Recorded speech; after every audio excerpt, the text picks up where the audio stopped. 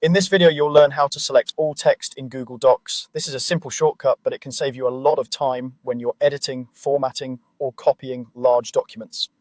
Let's start at the very beginning. First, make sure you have your document open in Google Docs. You can do this by going to your browser, signing into your Google account if you're not already signed in, and opening the document you want to work with. This might be something you've created yourself, a shared document from someone else, or even a template you're editing. Just be sure that the document is fully loaded and visible on your screen before you continue.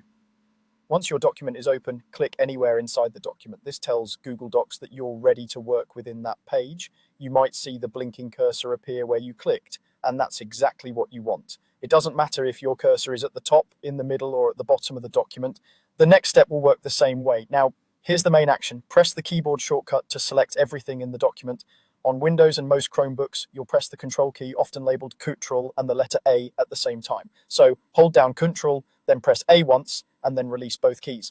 On a Mac, this works the same way, but instead of Ctrl, you'll usually use the Command key with A. When you do this correctly, Google Docs will highlight all the content in your document at once. You'll know it worked when all the text and any other elements like images or tables are shaded or highlighted, usually in blue. That highlight means the content is selected and ready for whatever you want to do next. From here, you can apply formatting, such as changing the font, adjusting the size, or setting a new text color, and it will affect the entire document at once. You can also copy everything by pressing Ctrl+C, or cut everything with Ctrl+X, and then paste it into another document or location.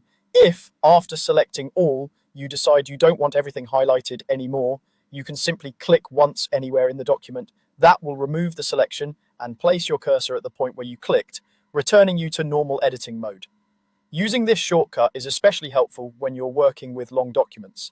Instead of dragging your mouse from the top to the bottom, which can be slow and imprecise, the shortcut selects everything instantly and accurately.